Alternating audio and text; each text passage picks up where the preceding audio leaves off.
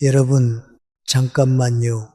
지금 이 영상을 보고 계신 분들 중에 혹시 자녀 집으로 들어갈 생각을 하시는 분 계신가요? 아니면 한적한 시골로 내려가서 여생을 보내실 계획이신가요? 제발 이 영상 끝까지 보시고 결정하세요. 제가 지금부터 말씀드릴 내용은 여러분의 남은 인생을 완전히 바꿀 수 있는 이야기입니다. 통계를 보면 정말 충격적입니다. 노후에 잘못된 곳에 거주하신 분들 중 30% 이상이 우울증을 겪고 계십니다. 더 놀라운 건 평균 수명이 5년 이상 짧아진다는 연구 결과도 있다는 겁니다. 여러분이 평생 모은 재산도 잘못된 선택 하나로 바닥날 수 있습니다. 제가 20년 넘게 시니어 분들을 상담하면서 수없이 봤습니다. 건강하시던 분들이 불과 1년 만에 완전히 다른 사람이 되는 거예요. 웃음이 사라지고 활력이 떨어지고 병원 출입이 잦아지는 모습을요. 그분들이 한결같이 하시는 말씀이 있습니다. 진작 알았더라면 이런 선택 안 했을 거라고요. 여러분, 집은 그냥 집이 아닙니다. 그곳은 여러분의 건강을 지켜주는 곳이어야 하고 여러분의 자존감을 세워주는 곳이어야 합니다. 그런데 많은 분들이 막연한 환상이나 의무감 때문에 잘못된 선택을 하십니다.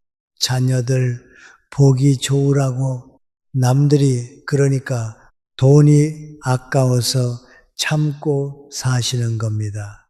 하지만 진실을 말씀드리겠습니다. 노후에 잘못된 곳에 사시면 건강을 잃습니다.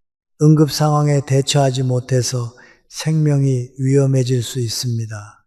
사람 관계가 끊기면서 고독사 위험에 노출됩니다. 경제적으로도 오히려 더 많은 돈이 나갑니다. 이건 협박이 아닙니다. 제가 직접 목격한 수많은 사례들의 공통점입니다. 그리고 오늘 제가 말씀드릴 세 곳, 이곳만은 절대 피하셔야 합니다. 첫 번째는 많은 분들이 당연하게 생각하는 그곳입니다. 두 번째는 은퇴 후 로망으로 여기는 그곳이고요. 세 번째는 평생 꿈꿔온 바로 그곳입니다. 지금 고개를 갸우뚱하고 계신가요? 맞습니다. 여러분이 안전하다고 생각했던 바로 그곳들이 사실은 가장 위험한 곳일 수 있습니다.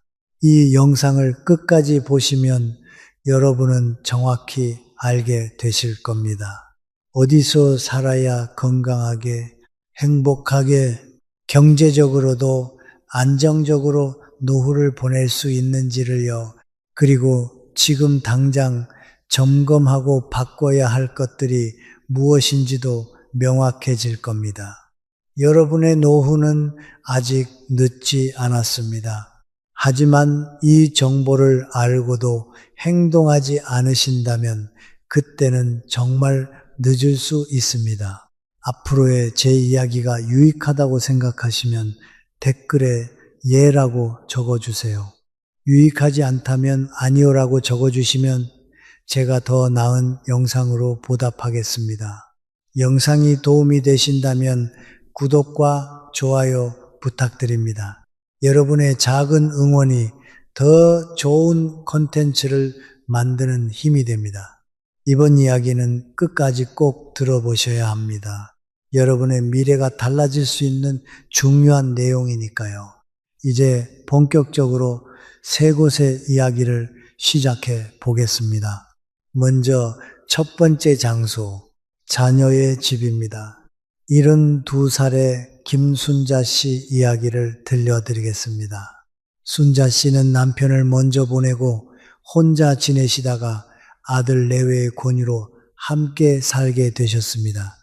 처음엔 손주들도 보고 가족과 함께 있으니 좋았습니다. 하지만 석 달이 지나면서 상황이 달라졌습니다. 아침에 일어나도 거실로 나가기가 눈치 보였습니다. 며느리가 아침 준비를 하는데 부엌에 들어가면 방해되는 것 같았습니다. 텔레비전을 보고 싶어도 며느리와 손주들이 먼저였습니다. 친구들과 통화하는 것도 조심스러웠습니다. 순자 씨는 점점 방에만 계시게 되었습니다. 며느리와는 손주 교육 문제로 자주 부딪혔습니다. 아들은 중간에서 눈치만 보고 순자 씨는 자꾸 참게 되었습니다.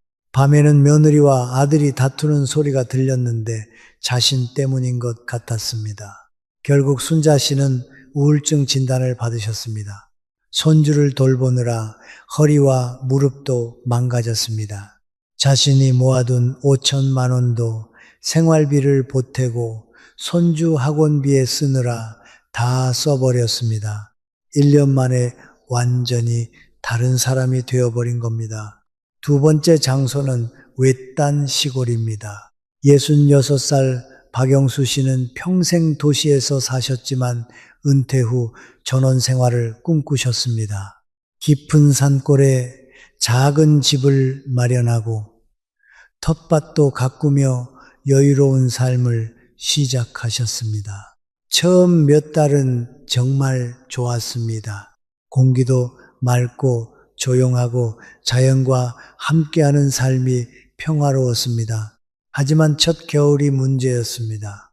눈이 내리자 사흘 동안 집에 갇혀 지내야 했습니다. 가장 가까운 병원까지 차로 50분이 걸렸는데 눈길에는 더 오래 걸렸습니다. 어느 날 가슴이 답답해서 응급실에 가려는데 택시도 오지 않았습니다. 영수 씨는 그제야 깨달았습니다. 문화센터도 없고 친구들을 만날 곳도 없고 도서관도 멀었습니다. 예전 직장 동료들이 보고 싶어도 왕복 4시간이 걸려 자주 볼 수 없었습니다. 점점 고립되어 가는 느낌이었습니다. 집 관리도 만만치 않았습니다. 보일러 고장, 수도동파, 지붕 수리에 매년 수백만 원이 들어갔습니다. 장 보러 나가는 것도 일이었고 기름값만 한 달에 20만 원이 넘었습니다. 오히려 도시에서 살 때보다 돈이 더 많이 드는 겁니다. 세 번째 장소는 과도하게 큰 집입니다.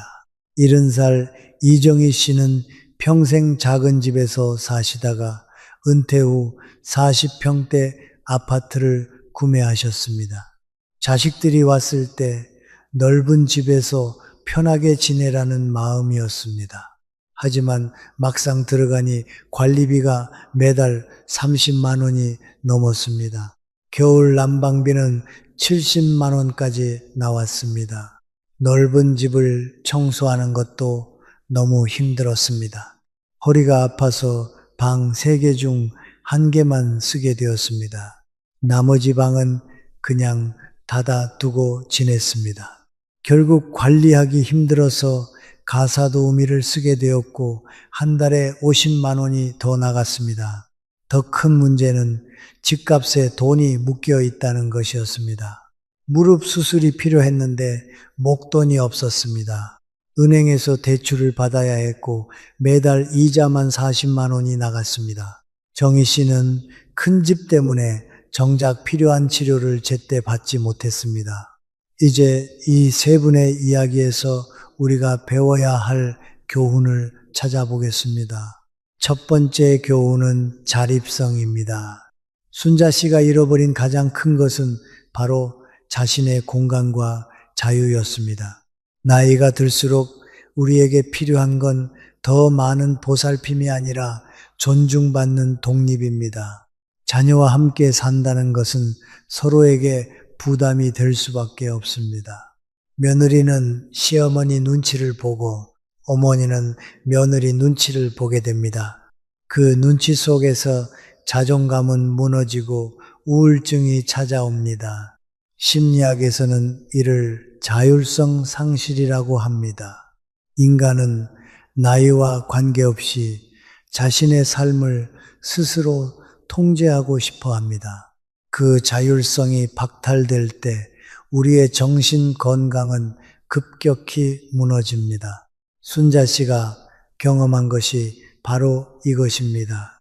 아침에 언제 일어날지, 무엇을 먹을지, 텔레비전을 볼지 말지조차 자유롭게 결정할 수 없었던 겁니다.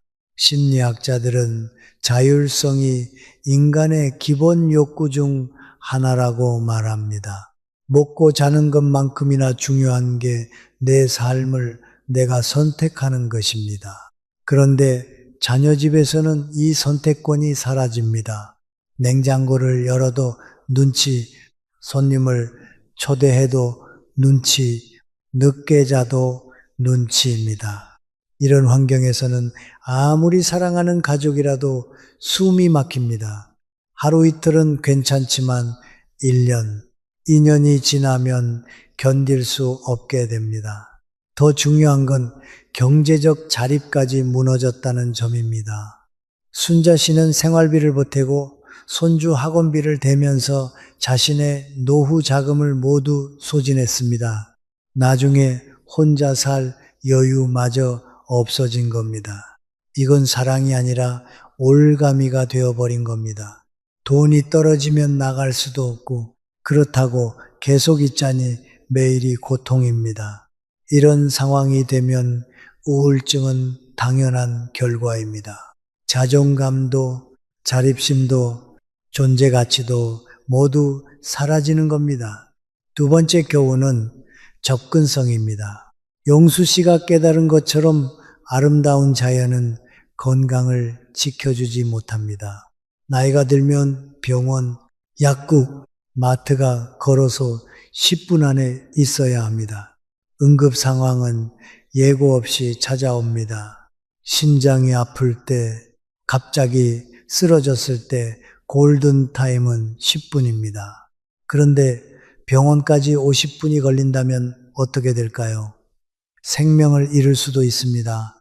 실제로 시골에서 홀로 사시는 어르신들의 고독사가 해마다 증가하고 있습니다.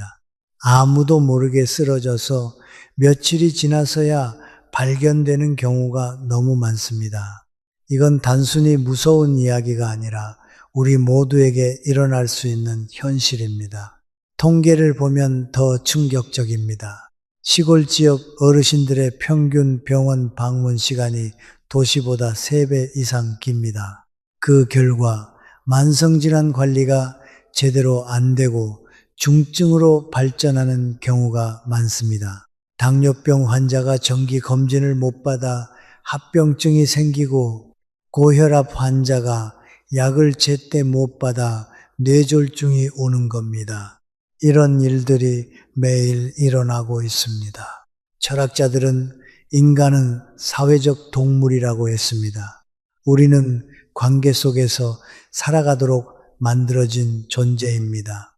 친구를 만나고 문화생활을 즐기고 사람들과 어울리는 것이 건강의 필수 요소입니다. 영수 씨처럼 고립된 환경은 육체적 건강만 해치는 게 아닙니다. 정신적으로도 우리를 황폐하게 만듭니다.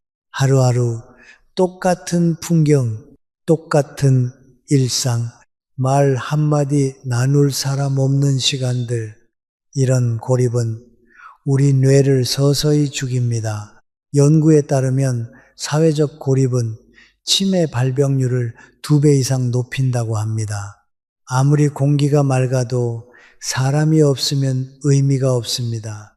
인간의 뇌는 대화와 상호작용으로 활성화되는데 그게 없으면 점점 기능이 떨어집니다. 그리고 경제적으로도 외딴 시골은 비효율적입니다. 집수리비, 교통비, 난방비가 도시보다 훨씬 많이 듭니다. 로망과 현실은 다릅니다. 전원생활의 낭만 뒤에는 예상치 못한 비용들이 숨어 있습니다. 게다가 집을 팔려고 해도 사는 사람이 없어 재산이 묶여버립니다. 결국 팔 수도 없고 유지하기도 힘든 애물단지가 되는 겁니다. 세 번째 교훈은 적정성입니다. 정혜 씨의 사례가 보여주듯이 큰 집이 꼭 좋은 건 아닙니다. 나이가 들수록 우리에게 필요한 건 넓은 공간이 아니라 관리 가능한 공간입니다. 방 3개짜리 집에서 1개만 쓰면서 관리비를 낸다는 게 말이 됩니까? 심리학적으로 보면 이건 소유의 역설입니다. 우리가 물건을 소유하는 게 아니라 물건이 우리를 소유하게 됩니다. 큰 집은 우리의 시간과 에너지, 돈을 계속 요구합니다. 청소하고 관리하고 난방하고 수리하는데 모든 자원이 소진됩니다. 결국 집의 노예가 되어버리는 겁니다. 집을 위해 사는 건지 우리가 집에서 사는 건지 구분이 안 됩니다. 더 심각한 건 유동성 문제입니다. 집값에 돈이 묶여 있으면 정작 필요할 때 쓸 수 없습니다. 정혜 씨처럼 무릎 수술비가 없어서 대출을 받아야 하는 상황이 생깁니다. 노년에는 현금 흐름이 자산보다 훨씬 중요합니다. 당장 쓸 수 있는 돈이 없으면 건강도 지킬 수 없습니다. 큰 집에 살면서 병원비가 없어 고통받는다면 그게 무슨 의미가 있을까요? 집은 우리를 행복하게 해주려고 있는 건데 오히려 우리를 괴롭히고 있는 겁니다. 자, 이제 보편적인 메시지로 확장해 보겠습니다. 이 3가지 사례가 우리에게 말하는 핵심은 무엇일까요? 노후의 행복은 어디에 사느냐가 아니라 어떻게 사느냐에 달려 있다는 것입니다. 자립할 수 있는 환경, 필요한 것에 쉽게 접근할 수 있는 환경, 내가 감당할 수 있는 규모의 환경, 이 3가지가 갖춰진 곳이 바로 여러분이 살아야 할 곳입니다. 그것이 작은 원룸이든 작은 아파트든 상관없습니다. 중요한 건 크기가 아니라 적합성입니다. 우리 사회는 큰 것이 좋다고 가르쳐 왔습니다. 큰 집, 많은 재산, 넓은 땅이 성공의 상징이라고 했습니다. 하지만 노년에는 다른 기준이 필요합니다. 편리함, 안전함, 관리 가능함이 새로운 기준이 되어야 합니다. 젊었을 때의 가치관을 버리고 새로운 눈으로 세상을 봐야 합니다. 이제 행동할 때입니다. 지금 여러분이 살고 계신 곳 혹은 계획하고 계신 곳을 다시 점검해 보세요. 그곳이 여러분의 자립성을 보장해 주나요? 그곳에서 응급 상황에 대처할 수 있나요? 그곳을 관리할 수 있는 체력과 경제력이 있나요? 만약 이 중 하나라도 아니라면 지금 바꿔야 합니다. 내일이 아니라 오늘, 지금 이 순간이 변화의 시작점이 되어야 합니다. 미루면 미룰수록 선택의 폭은 좁아지고 건강은 나빠집니다. 오늘이 가장 젊은 날이라는 말 기억하시죠? 지금 결정하고 지금 움직여야 합니다. 1년 후에는 지금보다 더 힘들어집니다. 변화는 지금 이 순간부터 시작됩니다. 그럼 이제 구체적으로 무엇을 어떻게 해야 하는지 말씀드리겠습니다. 먼저 작은 행동부터 시작하세요. 오늘 당장 종이 한 장과 펜을 들고 체크리스트를 만들어 보시는 겁니다. 첫 번째, 지금 사는 곳에서 가장 가까운 병원까지 걸어서 몇 분 걸리나요? 15분 이상이라면 노란불입니다. 30분 이상이라면 빨간불입니다. 직접 걸어서 시간을 재보세요. 숨이 차거나 다리가 아프면 그 시간은 더 길어집니다. 실제로 응급 상황에서는 그 시간이 2배로 느껴집니다. 가슴이 답답하고 어지러울 때 30분은 영원처럼 느껴집니다. 두 번째, 약국과 마트는 어떤가요? 장을 보러 가는데 택시를 타야 한다면 문제가 있습니다. 나이가 들수록 자주 가야 하는 곳들이 가까이 있어야 합니다. 비가 오거나 눈이 올 때도 갈 수 있는 거리여야 합니다. 겨울에 길이 얼었을 때, 여름에 폭염이 내릴 때도 안전하게 갈 수 있어야 합니다. 특히 약국은 중요합니다. 갑자기 약이 떨어졌을 때 주말이나 공휴일에도 갈 수 있는 곳이 있어야 합니다. 세 번째, 문화시설과 복지관은 접근 가능한가요? 친구들을 만날 수 있는 카페나 공원이 있나요? 도서관이나 주민센터에서 하는 프로그램에 참여할 수 있나요? 이런 것들이 가까이 있어야 외롭지 않습니다. 걸어서 15분 안에 사람들과 어울릴 수 있는 공간이 있어야 합니다. 매일 집에만 있으면 우울해집니다. 사람은 사람을 만나야 살아 있다고 느낍니다. 네 번째, 집 크기를 점검하세요. 지금 사용하지 않는 방이 있나요? 청소하기 힘든 공간이 있나요? 관리비와 난방비가 한 달 생활비의 30%를 넘나요? 그렇다면 다운사이징을 고려해야 합니다. 집은 우리를 편하게 해주는 곳이지 괴롭히는 곳이 아닙니다. 청소하는데 하루 종일 걸리는 집은 너무 큽니다. 다섯 번째, 현금 자산을 점검하세요. 집값 빼고 당장 쓸 수 있는 돈이 얼마나 되나요?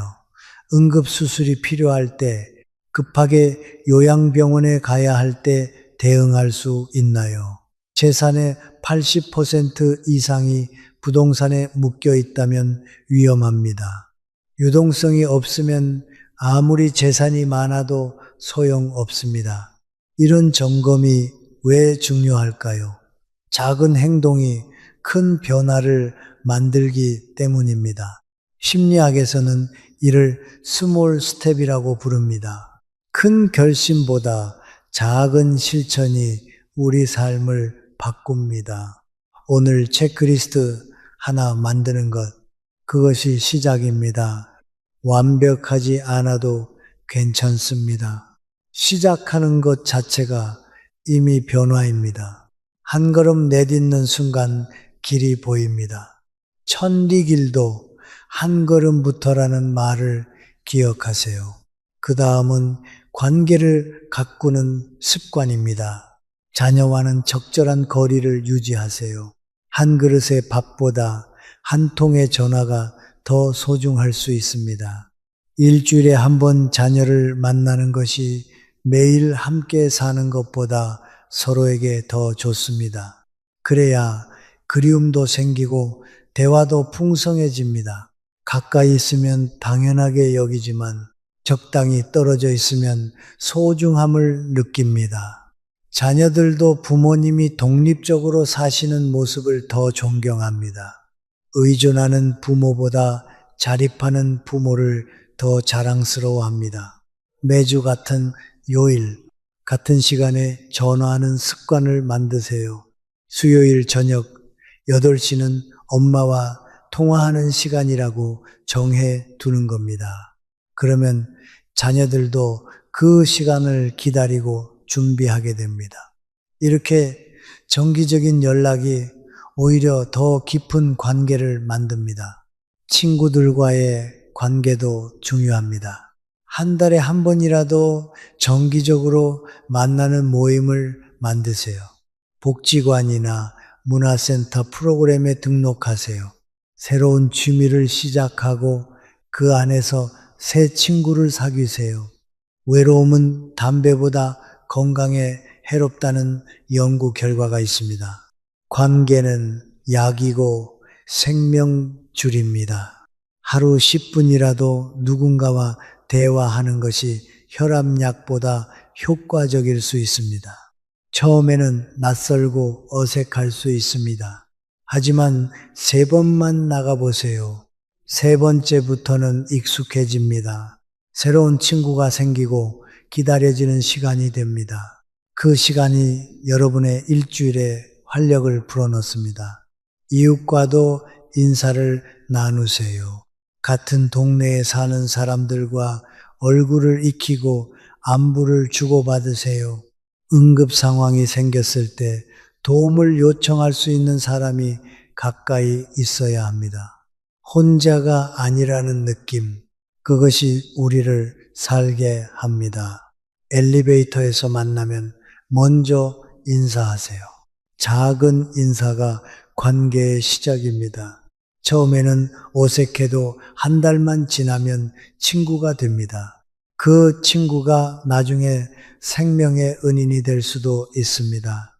철학적으로 보면 이 모든 것은 존엄성의 문제입니다. 독일의 철학자 임마누엘 칸트는 말했습니다. 인간은 수단이 아니라 목적 그 자체로 대우받아야 한다고. 자녀 집에서 손주 돌보미로 살거나 큰 집에 갇혀 관리비 걱정만 하거나 외딴 곳에 고립되어 사는 것, 이것은 우리 자신을 수단으로 만드는 겁니다. 우리는 목적입니다. 우리의 노년은 누군가를 위한 시간이 아니라 우리 자신을 위한 시간입니다. 그 시간을 존엄하게 보내기 위해서는 자립성과 접근성, 적정성이 필요합니다. 칸트의 말처럼 우리는 그 자체로 존중받을 가치가 있는 존재입니다. 나이가 들었다고 해서 그 가치가 줄어드는 게 아닙니다. 오히려 더 존중받아야 마땅합니다. 그리스 철학자 아리스토텔은 좋은 삶이란 덕을 실천하며 사는 것이라고 했습니다. 노년의 덕은 무엇일까요? 바로 지혜롭게 사는 것입니다. 젊었을 때의 방식을 고집하지 않고 현재 상황에 맞게 적응하는 것, 이것이 노년의 지혜입니다. 고집 부리지 말고 변화를 받아들이세요. 심리학자 에릭슨은 노년기의 과제가 자아 통합이라고 했습니다. 내 삶을 돌아보고 의미를 찾고 평화롭게 받아들이는 것. 하지만 자존감이 무너지고 건강이 나빠지면 자아 통합은 불가능합니다. 우리가 제대로 된 곳에서 살아야 하는 이유가 바로 여기에 있습니다. 우리 삶을 정리하고 받아들이려면 먼저 안정된 환경이 필요합니다. 마음의 평화는 몸의 안정에서 시작됩니다. 자, 이제 구체적인 행동 계획을 세워봅시다. 첫 번째 행동, 오늘부터 일주일 안에 체크리스트 점검을 끝내세요. 병원, 약국, 마트, 문화시설까지의 거리를 재보세요. 직접 걸어서 시간을 재보시는 겁니다. 그리고 결과를 적으세요. 이게 현실을 직시하는 첫걸음입니다. 객관적으로 내 상황을 파악해야 올바른 결정을 내릴 수 있습니다. 종이에 적어서 냉장고에 붙여두세요. 매일 볼 때마다 생각하게 됩니다. 두 번째 행동, 필요하다면 이사를 고려하세요. 다운사이징이 두렵지 않습니다. 작은 집으로 이사하면 관리비도 줄고 청소도 편하고 여유 자금도 생깁니다. 그 돈으로 건강검진 받고 여행도 가고 친구들과 맛있는 것도 먹으세요. 물건을 버리는 게 아니라 짐을 내려놓는 겁니다. 가벼워질수록 더 자유로워집니다. 짐이 많으면 몸도 마음도 무거워집니다. 부동산 중개소에 가서 상담받는 것부터 시작하세요. 내 집이 얼마에 팔릴지, 작은 집은 얼마인지 알아보세요. 정보를 아는 것만으로도 선택의 폭이 넓어집니다. 두려움은 모르는 데서 옵니다. 알고 나면 생각보다 쉽습니다. 세 번째 행동, 자녀와 솔직하게 대화하세요. 함께 살자는 제안을 받았다면 정중하게 거절하세요. 가까이 살되 함께 살지는 않는 것, 그것이 서로를 위한 최선입니다. 자녀들도 마음속으로는 알고 있습니다. 부모님과 함께 사는 게 쉽지 않다는 것을요. 솔직함이 관계를 더 건강하게 만듭니다. 서로 눈치 보며 사는 것보다 솔직하게 대화하는 게 낫습니다. 자녀에게 이렇게 말해 보세요. 엄마는 독립적으로 살고 싶어. 너희와 가까이 살면서 자주 보고 싶지만 함께 살지는 않을 거야. 그게 서로에게 더 좋을 것 같아. 이렇게 분명하게 의사를 표현하는 것이 중요합니다. 네 번째 행동, 지역사회 자원을 활용하세요. 복지관에 가서 어떤 프로그램이 있는지 알아보세요. 주민센터에서 제공하는 서비스를 확인하세요.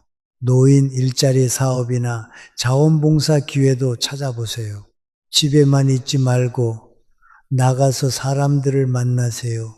밖으로 나가는 것 자체가 치료입니다. 햇빛도 쬐고 사람도 만나고 움직이는 것, 이게 건강의 비결입니다.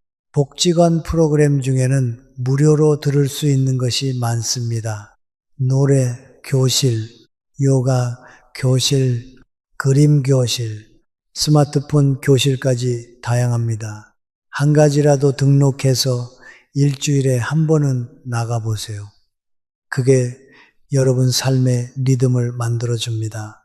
다섯 번째 행동, 비상연락망을 만드세요. 가족, 친구, 이웃 중에서 응급 상황에 연락할 사람을 정해두세요. 혼자 사시더라도 매일 안부를 확인해 줄 사람이 있으면 안전합니다. 요즘은 스마트폰 앱으로도 안부 확인이 가능합니다. 기술을 두려워하지 마세요. 배우면 됩니다. 복지관에서 스마트폰 교실을 들으면 금방 배웁니다. 비상연락망에는 최소 3명을 등록하세요. 첫 번째는 자녀, 두 번째는 친한 친구, 세 번째는 가까운 이웃. 이렇게 3단계로 만들어 두면 안전합니다. 휴대폰 바탕화면에 응급 전화 버튼을 만들어 두는 것도 좋습니다. 여러분, 이 5가지 중에서 여러분은 몇 번부터 실천하실 건가요? 댓글로 번호를 적어 주세요. 1번부터 할게요. 3번이 시급해 보여요. 5가지 다 해볼게요. 뭐든 좋습니다. 여러분의 댓글 하나하나가 저에게는 큰 힘이 됩니다.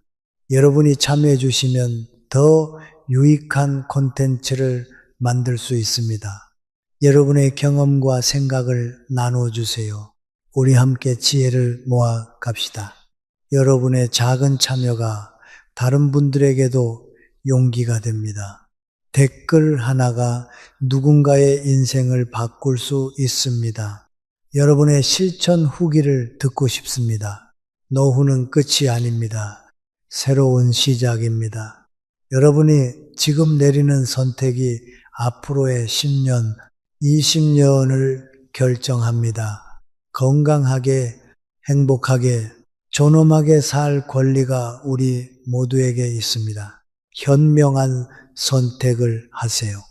용기를 내세요. 필요하다면 과감하게 바꾸세요. 여러분의 남은 인생은 여러분이 지키는 겁니다. 누가 대신 살아줄 수 없습니다. 여러분 스스로 선택하고 행동해야 합니다. 변화는 어렵습니다. 하지만 변화하지 않으면 더 어려워집니다. 지금 불편함을 감수하면 나중에 편안함을 얻습니다. 지금 편한 것만 선택하면 나중에 고통이 찾아옵니다. 선택은 여러분의 몫입니다. 오늘 이 영상이 여러분 인생의 터닝 포인트가 되기를 진심으로 바랍니다. 작은 변화가 큰 행복을 만듭니다. 지금 시작하세요. 오늘이 바로 그날입니다. 내일을 기다리지 마세요. 지금 이 순간이 가장 중요합니다. 여러분의 노후가 존엄하고 행복하기를 바랍니다. 여러분 모두 건강하시고 행복하세요. 여러분은 충분히 가치 있는 사람입니다. 여러분은 존중받을 자격이 있습니다. 그것을 잊지 마세요. 진심으로 응원합니다. 그리고 이어서 다음 주제를 공유하겠습니다. 노후에 돈 없으면 지옥보다 잔인하다. 70대 되기 전에 바꿔야 하는 습관. 노후 지혜, 좋아요와 구독은 더 좋은 이야기를 나누는데 힘이 됩니다. 여러분은 지금 이 순간에도 무너지고 있습니다. 눈치채지 못한 사이에 여러분의 노후가 조용히 무너지고 있다는 사실을 알고 계십니까? 매일 성실하게 살아왔지만 통장 잔고는 점점 줄어들고 있습니다. 자식들은 필요할 때만 연락하고 배우자와의 대화는 점점 줄어듭니다. 병원비 걱정, 생활비 걱정, 내일에 대한 걱정이 밤잠을 설치게 만듭니다. 이것은 단순한 걱정이 아닙니다. 이것은 대한민국 50대 이상이 마주하고 있는 잔인한 현실입니다. 평생을 일해왔지만 노후는 준비되지 않았습니다. 가족을 위해 모든 것을 바쳤지만 정작 여러분을 지켜줄 사람은 없습니다. 사랑한다는 말보다 돈이 있느냐는 질문이 먼저 들려오는 세상입니다. 여러분은 이미 첫 번째 경고 신호를 느끼기 시작했을지도 모릅니다. 자식이 전화를 걸어올 때마다 가슴이 철렁 내려앉는 느낌. 명절이 다가올 때마다 통장 잔고부터 확인하게 되는 습관. 친구들과의 모임에서 조금씩 뒤로 물러나게 되는 자신. 이것들은 우연이 아닙니다. 이것은 바로 여러분의 노후가 보내고 있는 긴급 경고음입니다. 지금 당장 행동하지 않으면 돌이킬 수 없는 상황을 맞이하게 될 것입니다. 빈 냉장고 앞에서 한숨 쉬는 날이 올 것입니다. 연체 고지서가 쌓여가는 우편함을 보게 될 것입니다. 병원에 가고 싶어도 돈이 없어 참아야 하는 순간이 올 것입니다. 가장 무서운 것은 이 모든 일이 여러분도 모르는 사이에 진행되고 있다는 점입니다. 조금씩 천천히 하지만 확실하게 여러분의 노후는 무너지고 있습니다. 오늘 아침 거울을 보며 여러분은 무엇을 느꼈습니까? 여전히 건강하다고 생각했습니까? 아직은 괜찮다고 안심했습니까? 그러나 여러분의 통장 잔고는 여러분의 생각과 다를 것입니다. 여러분의 미래는 여러분의 기대와 다를 것입니다. 지금 이 순간에도 수많은 50대 이상 분들이 같은 고통을 겪고 있습니다. 평생 모은 퇴직금을 자식에게 다 쏟아붓고 빈손이 된 부모, 집을 담보로 대출을 받아주고 경매로 집을 잃은 노인, 병원비를 아끼려고 약도 끊고 버티다가 병을 키운 어르신. 이것은 남의 이야기가 아닙니다. 바로 여러분의 이야기가 될 수 있습니다. 아니, 이미 여러분의 이야기일지도 모릅니다. 제가 곧 공개할 진실은 여러분을 충격에 빠뜨릴 수도 있습니다. 하지만 동시에 여러분의 노후를 구할 수도 있습니다. 오늘 제가 나누는 내용은 여러분과 돈의 관계를 완전히 바꿀 것입니다. 여러분과 가족의 관계를 다시 생각하게 만들 것입니다. 그리고 무엇보다 여러분 자신을 지키는 방법을 알려줄 것입니다. 노후에 돈이 없다는 것은 단순히 가난한 것이 아닙니다. 그것은 존엄을 잃는 것입니다. 선택권을 잃는 것입니다. 사람답게 살 권리를 잃는 것입니다. 지옥보다 더 잔인한 것은 바로 이것입니다. 평생을 성실하게 살아왔는데 노년에 존엄마저 잃는 것, 사랑하는 가족에게 짐이 되어가는 자신을 보는 것, 아무도 여러분을 필요로 하지 않는다는 사실을 깨닫는 것. 하지만 절망하지 마십시오. 아직 늦지 않았습니다. 지금부터라도 준비하면 됩니다. 지금부터라도 여러분 자신을 지키면 됩니다. 오늘 이 영상은 여러분의 노후를 바꿀 수 있는 첫 걸음이 될 것입니다. 중요한 것은 끝까지 보는 것입니다. 중요한 것은 지금 당장 행동하는 것입니다. 여러분의 노후는 여러분이 지켜야 합니다. 아무도 대신 지켜주지 않습니다. 자식도, 배우자도, 국가도 완벽하게 지켜주지 못합니다. 결국 여러분을 지킬 사람은 여러분 자신뿐입니다. 오늘 제가 나누는 이야기가 여러분에게 유용하다고 생각하시면 댓글에 네라고 적어주세요. 유용하지 않다고 생각하시면 노라고 적어주세요. 여러분의 솔직한 반응이 제가 더 나은 내용을 만드는데 큰 힘이 됩니다. 이 영상이 도움이 되신다면 구독과 좋아요 부탁드립니다. 끝까지 시청하시면 여러분의 노후를 지킬 구체적인 방법을 알려드리겠습니다. 지금부터 들려드릴 이야기는 한 평범한 가장의 이야기입니다. 그의 이름을 민석이라고 부르겠습니다. 30년을 한 직장에서 버텨온 민석 씨. 그는 누구보다 성실한 사람이었습니다. 새벽같이 일어나 출근하고 주말에도 회사 일을 챙겼습니다. 가족을 위해 자신의 모든 것을 바쳤습니다.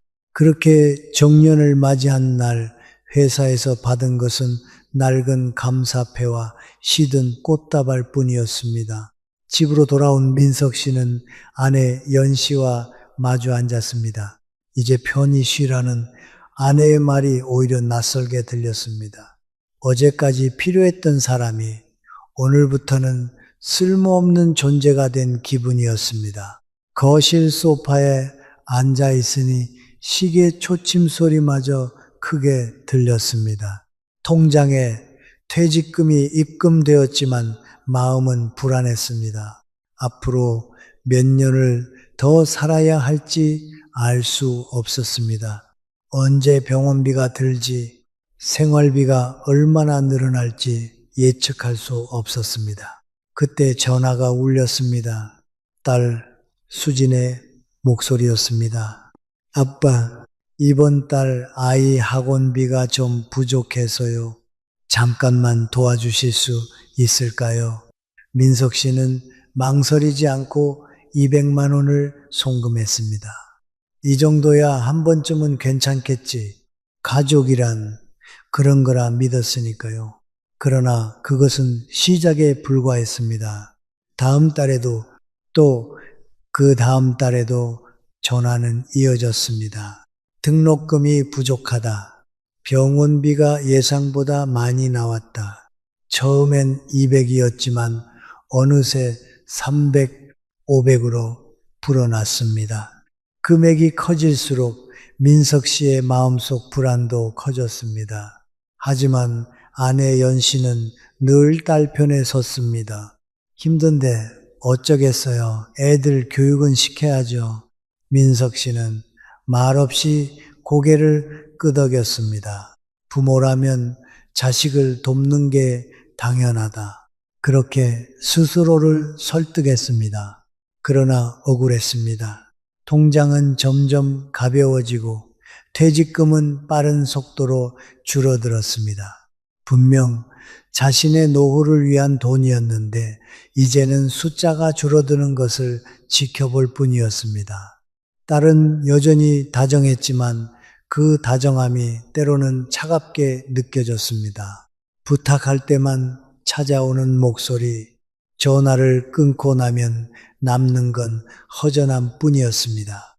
이게 정말 가족일까? 내가 건네는 건 사랑인데 돌아오는 건 계산뿐인 건 아닐까? 그럼에도 민석 씨는 계속 도와주었습니다. 언젠가는 상황이 나아지고 언젠가는 딸이 갚을 거라고 믿었으니까요. 아니, 사실 돌려받지 않아도 괜찮다고 생각했습니다. 다만 가족의 울타리가 무너지지 않기를 바랐습니다. 그러나 어느 날 저녁 딸의 전화는 이전과 차원이 달랐습니다. 목소리는 다급했고 뒤로 사위의 한숨 소리가 들렸습니다. 아빠, 이번엔 정말 부탁드릴게요. 전셋값이 너무 올라서요. 집을 담보로 대출 좀 받을 수 있을까요? 순간 머릿속이 하얘졌습니다. 집은 단순한 건물이 아니었습니다. 청춘의 땀과 눈물이 배어 있고 가족의 추억이 깃든 보금자리였습니다. 그런데 그것을 담보로 잡으라니 민석 씨는 말이 나오지 않았습니다.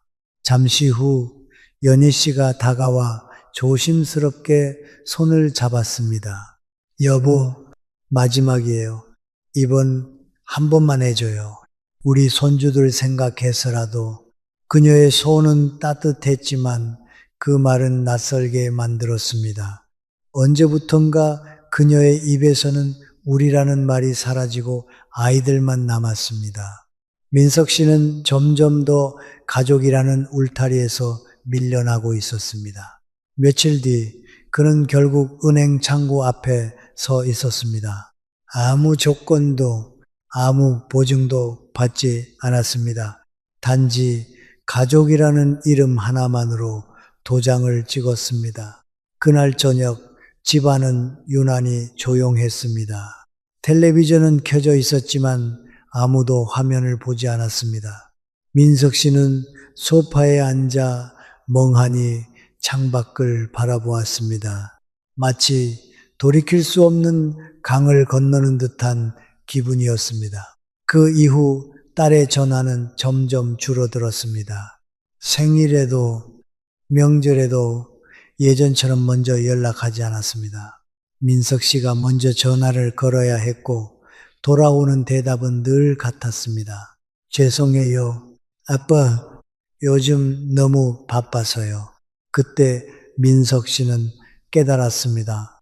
자신이 건넨 건 돈이 아니라 마음이었는데 딸은 그 마음을 당연한 의무로 여겼다는 사실을 믿음이 무너지는 소리는 요란하지 않았습니다. 조용히 그러나 깊게 영혼을 파고들었습니다. 어느 날 우편함에서 두툼한 봉투를 꺼냈습니다. 은행에서 온 대출 연체 통지서였습니다. 손끝이 얼어붙는 듯 했습니다. 휴대폰을 들고 떨리는 손가락으로 딸에게 전화를 걸었습니다. 그러나 며칠을 반복한 끝에 겨우 연결되었을 때 딸의 목소리는 낯설었습니다. 아빠, 미안해요.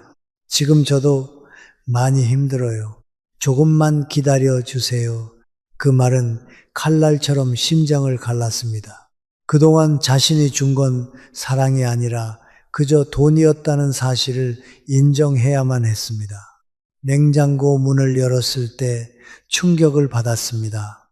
칸마다 비어 있었고 반찬통도 텅 비어 있었습니다.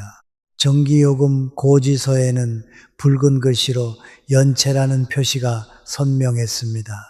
이렇게까지 내려앉을 줄은 몰랐습니다. 수십 년 동안 쉬지 않고 달려왔는데 이제 남은 건 빚과 고지서뿐이라니. 그날 저녁 민석 씨와 연희 씨는 오래도록 마주 앉아 있었습니다. 침묵이 길게 이어지다가 민석 씨가 먼저 입을 열었습니다. 여보, 이제 그만하자. 우리도 살아야지. 민석 씨 부부의 이야기는 특별한 이야기가 아닙니다. 바로 우리 모두의 이야기입니다. 대한민국 50대 이상이라면 누구나 공감할 수 있는 현실입니다. 평생을 성실하게 살아왔지만 노년에 마주한 건 냉혹한 현실뿐이었습니다. 가족을 위해 모든 걸 바쳤지만 돌아온 건 외면과 고통이었습니다. 이제 우리는 한 가지 중요한 교훈을 마주해야 합니다. 노년의 삶에서 돈은 선택이 아닌 필수라는 사실입니다. 사랑도 관계도 최소한의 경제적 기반 위에서만 지속됩니다. 돈이 전부는 아니지만 돈 없이는 아무것도 지킬 수 없습니다. 이것은 냉소가 아니라 수많은 이들이 경험으로 증명한 진실입니다. 젊었을 때는 사랑만 있으면 된다고 생각했습니다. 마음만 있으면 모든 것을 이겨낼 수 있다고 믿었습니다. 정직하게 살고 열심히 일하면 노후는 저절로 보장될 거라 생각했습니다. 그러나 나이가 들자 현실은 완전히 달랐습니다. 따뜻한 말 한마디보다 통장 잔고가 더 큰 위로가 되었습니다. 가족의 안부 전화보다 경제적 여유가 더 큰 안정감을 주었습니다. 건강 검진을 받을 때도 치료를 받을 때도 결국 돈이 필요했습니다. 조용하게 늙고 싶어도 돈이 없으면 불가능했습니다. 이것이 우리가 마주한 잔인한 현실입니다. 그러나 이 현실을 인정하는 것이 변화의 첫걸음입니다. 심리학자들은 말합니다. 자기 보존 본능은 인간의 가장 기본적인 욕구라고, 타인을 돕는 것도 중요하지만 먼저 자신을 지켜야 한다고. 메슬로의 욕구 단계 이론을 보면 가장 밑바탕에 생리적 욕구와 안전 욕구가 있습니다. 먹고 자고 안전하게 살 수 있는 기본적인 조건 말입니다. 이것이 충족되지 않으면 그 위에 어떤 욕구도 충족될 수 없습니다. 사랑도, 존중도, 자아실현도 모두 기본적인 안전 위에서만 가능합니다. 노후의 경제적 안정이 바로 이 안전에 해당합니다. 비행기 안전 수칙을 떠올려 보십시오. 산소 마스크가 내려오면 자신이 먼저 착용한 후 다른 사람을 도와야 합니다. 왜일까요? 자신이 먼저 살아야 다른 사람도 살릴 수 있기 때문입니다. 이것은 이기심이 아니라 생존의 원칙입니다. 노후도 정확히 마찬가지입니다. 자신의 경제적 안정을 먼저 확보해야 가족도 제대로 도울 수 있습니다. 자신이 무너지면 아무도 지킬 수 없습니다. 오히려 자식에게 짐이 되고 가족 전체가 무너집니다. 고대 그리스의 철학자 아리스토텔레스는 중용을 강조했습니다. 지나침과 모자람 사이에 균형을 찾으라고 했습니다. 지나친 희생도 지나친 이기심도 좋지 않다고 했습니다. 덕은 양극단의 중간에 있다고 가르쳤습니다.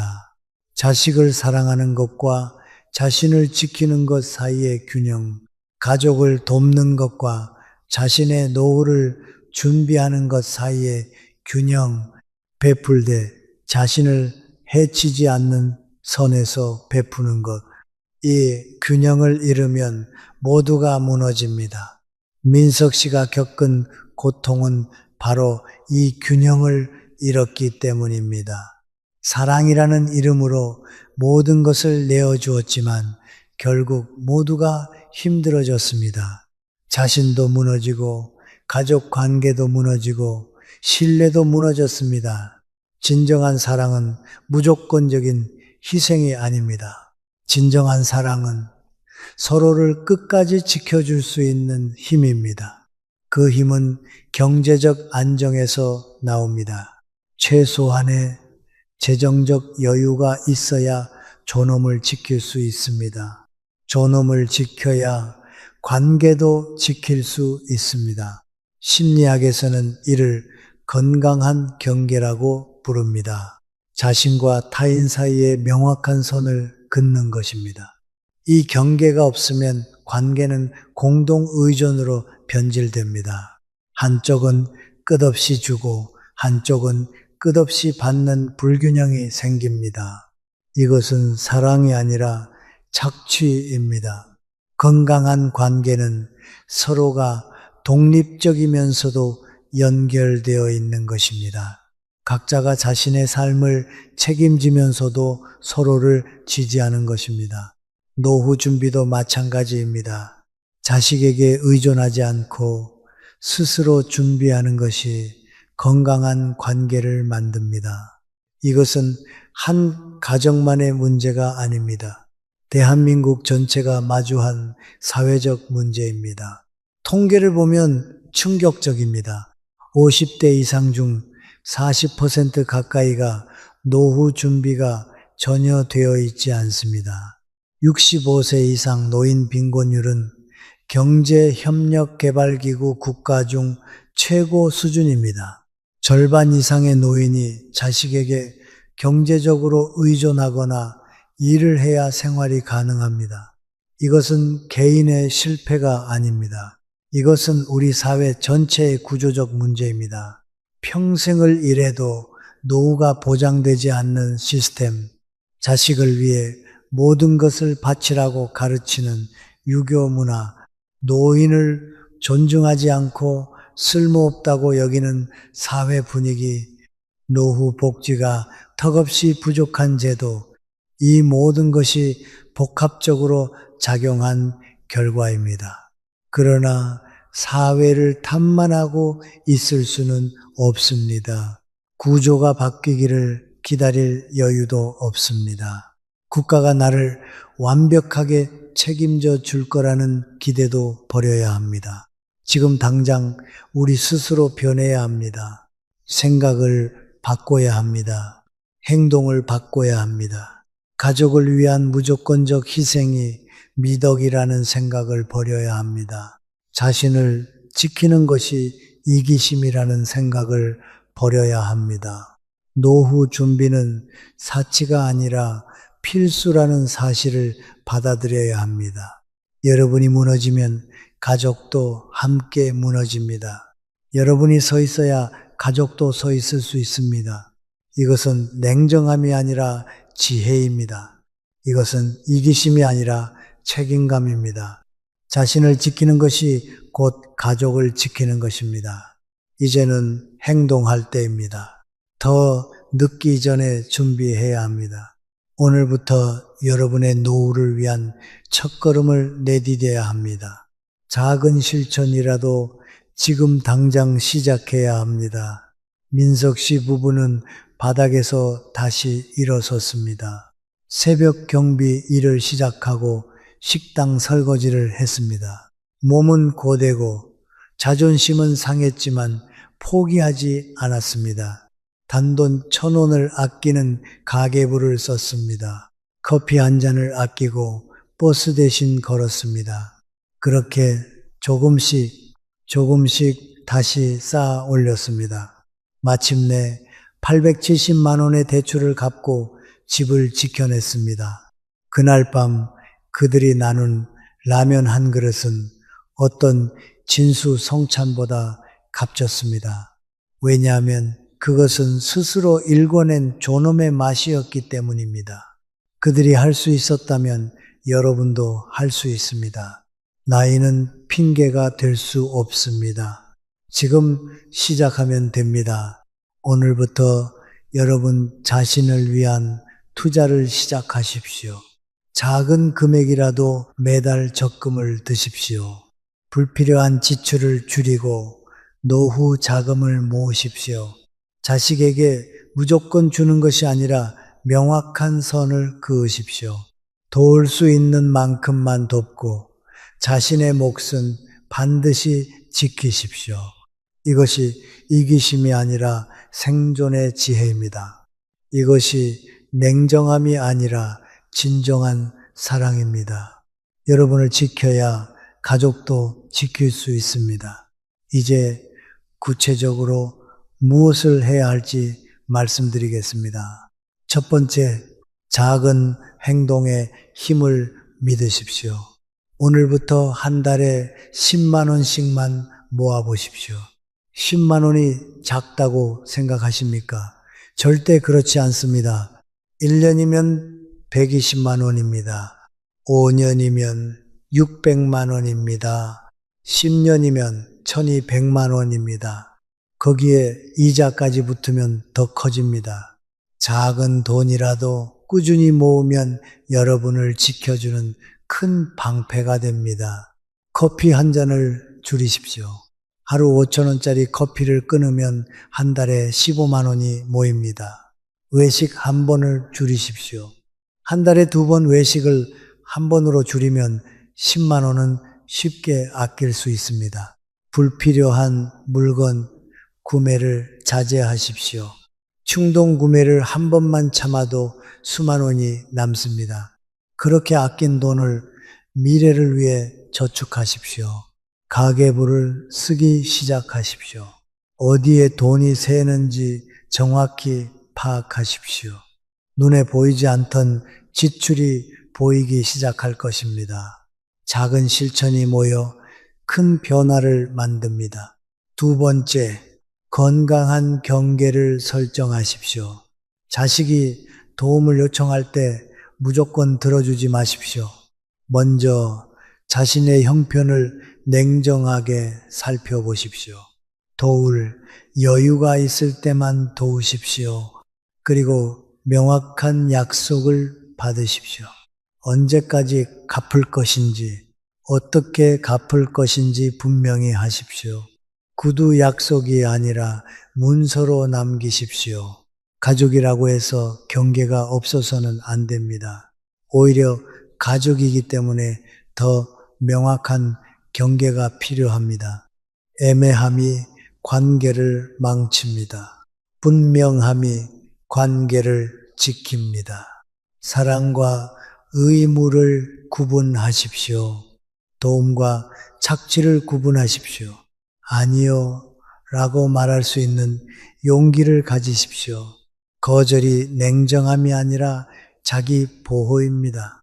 3번째, 관계를 가꾸는 습관을 만드십시오. 배우자와 매일 대화하는 시간을 가지십시오. 오늘 하루 어땠는지 서로 물어보십시오. 작은 일상을 나누십시오.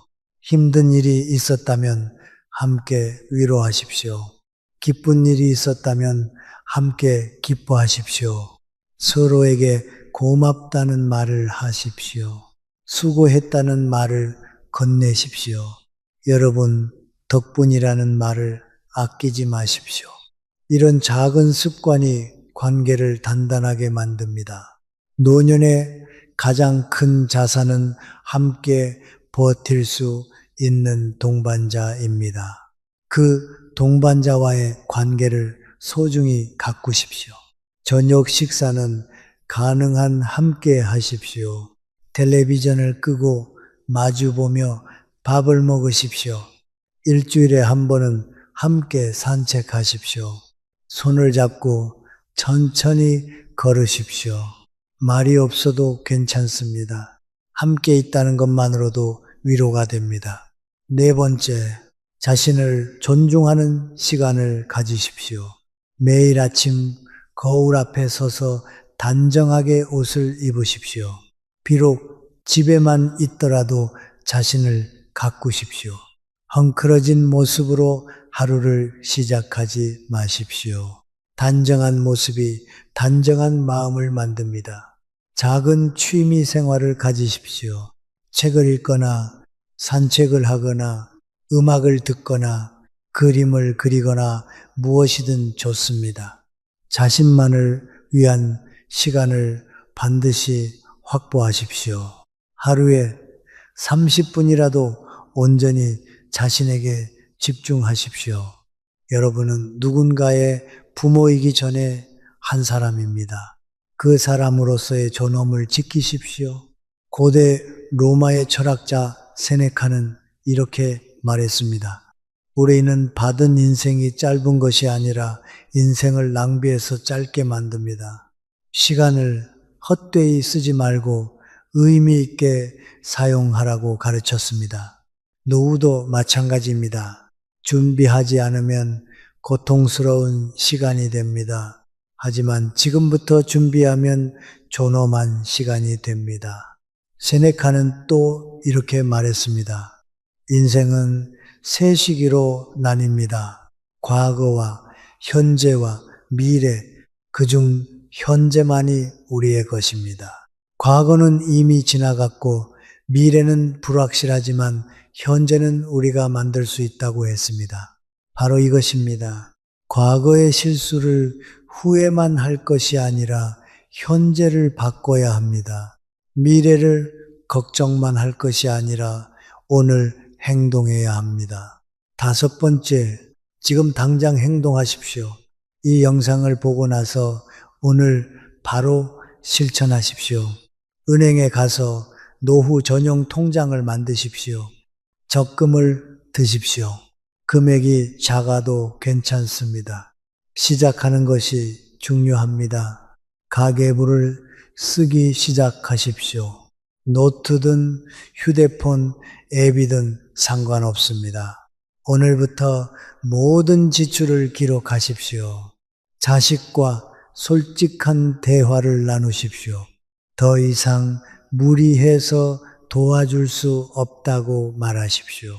각자의 삶을 각자 책임져야 한다고 분명히 하십시오. 배우자와 노후 계획을 세우십시오. 함께 앉아서 얼마가 필요한지 계산해 보십시오. 어떻게 모을지 구체적인 계획을 짜십시오. 내일이 아니라 오늘 시작하십시오. 미루면 미룰수록 더 어려워집니다. 지금이 가장 빠른 시간입니다. 여섯 번째, 혼자가 아니라는 것을 기억하십시오. 같은 고민을 하는 사람들이 수없이 많습니다. 복지관이나 지역센터에서 재무 강의를 들으십시오. 노후 준비 모임에 참여하십시오. 서로의 경험을 나누고 배우십시오. 함께하면 더 쉽게 이겨낼 수 있습니다. 여러분은 혼자가 아닙니다. 일곱 번째, 희망을 잃지 마십시오. 민석 씨 부부처럼 바닥에서도 다시 일어설 수 있습니다. 아무리 어려운 상황이라도 포기하지 마십시오. 한 걸음씩 나아가다 보면 길이 보입니다. 작은 변화가 모여 큰 변화를 만듭니다. 오늘의 작은 실천이 내일의 큰 희망이 됩니다. 여러분은 여전히 가치 있는 사람입니다. 나이가 들어도 여러분의 존엄은 빛납니다. 다만 그 존엄을 지킬 최소한의 준비가 필요할 뿐입니다. 그 준비는 어렵지 않습니다. 오늘부터 시작하면 됩니다. 작은 것부터 하나씩 실천하면 됩니다. 이 영상을 본 후 여러분이 실천하실 것이 몇 번인지 댓글로 적어주세요.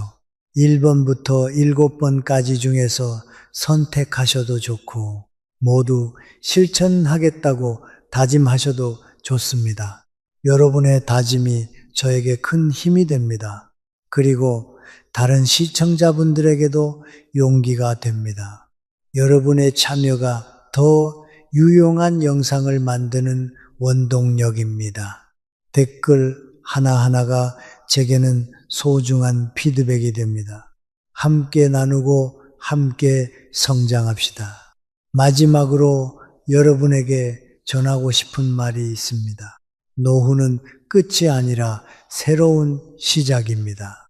지금까지 누군가를 위해 살았다면 이제는 여러분을 위해 사십시오.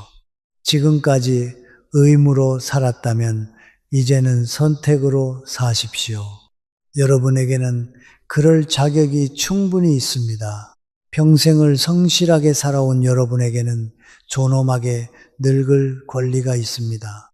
그 권리를 지키는 것은 여러분의 몫입니다. 세상이 여러분을 외면해도 여러분만큼은 여러분을 외면하지 마십시오. 자식이 여러분을 잊어도 여러분만큼은 여러분을 잊지 마십시오. 오늘부터 여러분 자신을 지키십시오. 작은 실천으로 시작하십시오. 그리고 끝까지 포기하지 마십시오. 여러분의 노후는 여러분이 만들어 가는 것입니다. 아직 늦지 않았습니다. 아니, 지금이 바로 시작할 완벽한 시간입니다. 지금부터 함께 준비해 나갑시다. 여러분의 존엄한 노후를 진심으로 응원합니다. 여러분은 충분히 가치 있고 여러분의 미래는 충분히 아름다울 수 있습니다.